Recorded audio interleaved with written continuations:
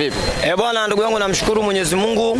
Kwa majina naitwa Yahya Suleiman Muhammad almaarufu Madevu wa Yanga, shabiki wa Yanga na shabiki wa mpira. Fuatilia mpira wa ndani wa Afrika pamoja na nje Ulaya huko. Ushindi wa goli 4-1 unaweka kileleni na msimamo wa ligi kuu Tanzania. Cha kwanza tunamshukuru Mwenyezi Mungu, timu yetu tumepata ushindi mzuri.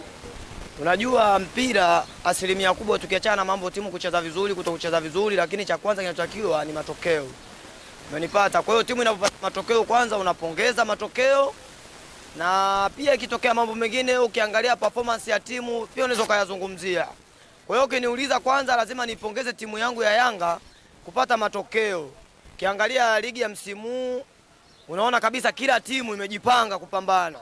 Kwa hiyo unapopata matokeo, sisi wana Yanga tumeshukuru, tunamshukuru Mwenyezi Mungu, wachezaji wetu wamejituma, tumepata matokeo mazuri. Mechi kama tukasi wenyewe ndio wenyeji wa mchezo wa jana.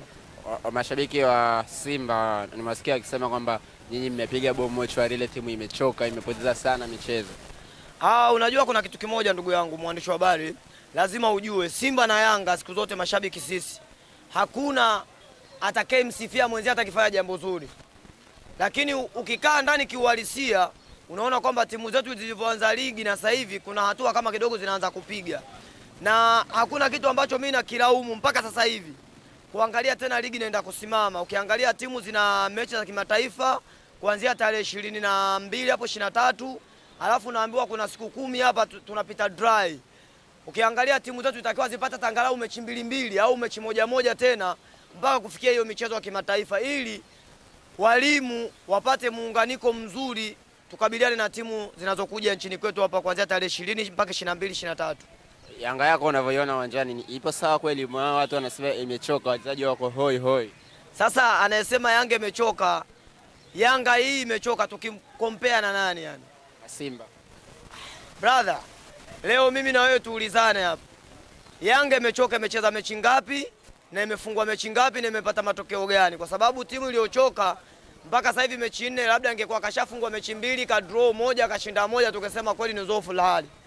Lakini kwenye 100% kapata ushindi, asilimia karibia 85, wewe unaenda kusema hiyo timu imechoka, basi utakuwa mpira unaufuatilia unavyojua wewe. Lakini mimi nina imani kabisa kwamba kweli kuna fakti ya wachezaji, unaona kabisa kwamba hajaanza vizuri msimu, lakini sio kwamba timu imechoka mpaka tuseme kwamba Yanga ndio imechoka yuko dhofu la hali. Anaongea hivyo brother, mtu mpira haujui na mpira ufuatilii kiukweli kabisa. Lakini ukiuliza sisi wana Yanga wenyewe, kweli kuna kidogo fakti ya wachezaji unaona imewaingia, lakini bado timu yetu tuna imani nayo itaendelea kufanya vizuri zaidi msimu huu. Kikosi hiki unaiona Young Africans msimu huu wapi katika ligi kuu? Cha kwanza ukisema tu ligi kuu, Yanga ndio bingwa mtetezi. Kwa hiyo sisi kitu chetu cha kwanza ni kutetea mataji yetu. Tutetee ligi kuu, tutetee CRDB Bank Federation, na tuangalie vikombe vingine vijavyo, kama kuna muungano, kuna mapinduzi tutaangalia hapo mbele ya safari. Lakini ya makombe yetu watu waliochukua tuhakikishe kwanza tunayatetea, kwa sababu sisi ndio mabingwa watetezi wa hivyo vikombe. Kwa hiyo cha kwanza ni kutetea vikombe vyetu ambao tulishavichukua msimu uliopita. Watani wamejipanga sawa sawa, unaona kiwanjani. Yani ukisema mtani kajipanga, kwani kuna msimu ambao hajajipanga? Msimu huu hafai usajili wa kutisha. Unamwona Morris Abraham jana anakuja kwa kasi sana. Brother, usajili wa kutisha ni Morris. Ni Morris ndio usajili wa kutisha? Morris Abraham anakuja kama Luis Jose Mixon. Yani labda kuna kitu kimoja kwenye mpira kidogo ili tuliweke sawa. Unajua hizi timu zetu za Simba na Yanga, mimi nikijumisha zote mbili kwa ujumla, misimu 3 iliyopita na ukiangalia msimu kidogo timu zimeshuka. Lakini uwezo wa kupambana na hizi timu zetu za hapa ndani hatuzidharau, timu zote za kwenye ligi. Lakini ukiangalia Simba na Yanga, uwekezaji, management, wachezaji wanaoleta, bado Simba na Yanga hapa ndani tunachukua matokeo mazuri sana kwenye hizi timu. Lakini mimi naangalia kwa jicho la tatu mechi za kimataifa timu zetu, kwamba hali hii kama tutaenda kimataifa na tuko klabu bingwa, tuko kwenye makundi na makundi tumeyaona. Leo hapa mshabiki wa Simba akikaa anakwambia mimi historia yangu ni kufika robo nusu finali. Lakini ukirudi kwenye uhalisia wa kimpira, ukiangalia timu zetu na makundi tuliopangwa, unaona kabisa tunatakiwa tufanye kazi ya ziada kama utaongelea kimpira. Lakini kama utaleta mahaba na mapenzi ya timu yako, utaongea vitu utakavyovitaka. Lakini ukiangalia timu zetu msimu huu kimataifa, lazima wachezaji wakubali tu wanatakiwa wapambane 100% mpaka 120, kwa sababu makundi tuliopangwa msimu huu huenda ndio anaweza kama makundi magumu zaidi kutokupangwa hapo nyuma iliyopita. Malengo ya Yanga ilikuwa ni kufika hatua ya makundi, mmefika. Ikitokea Yanga imefika robo finali mpaka nusu, itakuwa ni ziada au itakuwa ni mafanikio makubwa ya Yanga kwa mpaka? Unajua siku zote mafanikio kwenye tournament yote mnaoshindana ni kuchukua kikombe. Kwa hiyo inazobaki ni kupiga hatua. Kwa hiyo tukifikia robo finali ni hatua nzuri kwenye klabu yetu. Lakini leo kila klabu mimi na imani na malengo yake.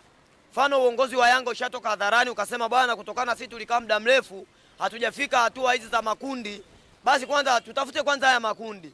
Naona sio kitu kibaya. Japokuwa wenzetu upande wa pili wanabeza, wao wanakuambia kwamba uongozi unawadanganya wanachama wao na mashabiki. Hamna, ni ukweli. Leo tunaongea hapa, Simba amecheza robo finali za klabu bingwa 4. Amecheza robo finali ya shirikisho 1. Anaitafuta nusu na misimu 5 havuki hapo kwenda klabu bingwa. Kwa hiyo mpira wa Afrika ni process. Ukiangalia leo National Ahli, ukiangalia Esperance Tunis, Mamelodi Sundowns, kwenye timu zetu wametuzidi. Yaani tukubali tu kwamba sisi kuna watu wamefanya nini? Wametuzidi. Ila ikitokea tumepiga hatua kwenye vilabu vyetu, tunapongeza. Lakini leo hapa Simba na Yanga hawana msuli wa kusema tunaitaka nusu au tunaitaka finali. Kimpira blaza inaonekana kabisa kwamba sasa sana kumpigia mbuzi gita, tutakuwa hapa tuwadanganyana kiushabiki, lakini ukiangalia uhalisia wa timu zetu haiakisi na kile kitu ambacho tunakitamani sisi mashabiki na wanachama na wapenzi. Ila Simba wenyewe wanaamini kama usajili uliofanya msimu huu una uwezo wa kufikisha nusu finali. Wao wanaamini, lakini mwisho wa siku mpira ni uwanjani brother.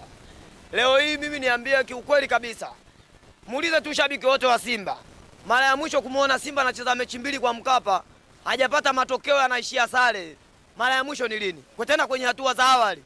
Niliona hilo, lakini matokeo alikuwa anapata ugenini. Brother, leo unapata matokeo ugenini uko na Singizini. Unapata matokeo ugenini ukiwa na nani hawa? Wajibuti Gaboroni.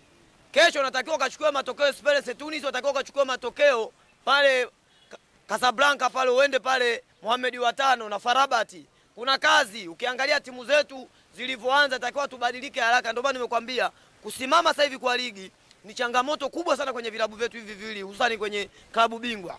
Kwa sababu shirikisho leo Azam ina imani hatudai kitu, Singida hata kishia pale hatuwezi kudai kitu. Lakini Simba na Yanga wakiishia hapo unajua ni kufeli. Moja kwa moja. Kwa sababu tayari watu wameshacheza quarter final, wamecheza final ya hiyo shirikisho tayari, tunatakiwa tupige hatua. Sasa tunakuja kwenye uhalisia wa kimpira. Angalia uwekezaji bro wa Al Ahly. Angalia uwekezaji wa Esperance Tunis. Angalia uwekezaji wa Farabat. Angalia uwekezaji walioweka hawa Petro di Rwanda. Unaona kabisa kwamba wametuzidi. Yaani tukubali, ila tukifanya vizuri ni hatua, lakini kiukweli msimu huu timu zetu zina makundi magumu sana. Mimi ukiniuliza kimpira. Young Africans mmehamia katika kiwanja cha Zanzibar. Unadhani ni mbinu ama ni nini hasa kimefanya mpaka mkaondoka Benjamin Mkapa na kwenda Zanzibar? Simba na Yanga, mimi kwanza naupongeza sana uongozi wangu wa klabu ya Young Africans kuchukua uwanja wa New Amani kuwa kama uwanja wa nyumbani. Tuongee kiukweli, mechi za Simba na Yanga hapa asilimia kubwa wakija wageni, sisi wenyewe tunabutulishana hapa. Yaani huo ni ukweli usiofichika. Leo hii naona kabisa kwamba uongozi hatua uliochukua, hata kama ikitokea sisi tukatolewa kule Zanzibar, hatuna lawama na mtu. Lakini tungengangania uwanja kwa Mkapa, leo nicheze mimi, kesho acheze Simba, mmoja akipata matokeo leo, mwingine kesho akikosa, lawama zote zaenda kwa mwenzie. Sijafanya maandalizi, sijakabidhiwa uwanja alikuwa nao fulani. Kwa hiyo mimi naona kwamba uongozi umefikia hatua nzuri kwamba hizi mechi kila mtu apambane na hali yake. Kwa sababu gepu ulipo, mfano Yanga tuanza tarehe 22. Singida, Azam nao kwa uwanja ule, lakini wao wanatoka. Kwa hiyo sisi tunapiga pale hakuna tatizo. Na Simba naye hapa cha tarehe 23 hamna tatizo.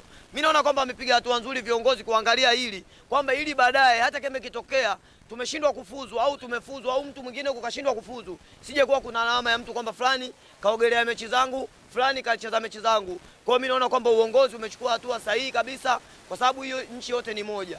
Zanzibar ni wenzetu na mpira wanaupenda. Kwa hiyo tutaenda kuisupport timu yetu, watakaojaliwa kwenda Zanzibar wataenda, watakaoangalia tutaangalia pia kuisupport timu yetu. Kila la heri. Asante sana ndugu yangu.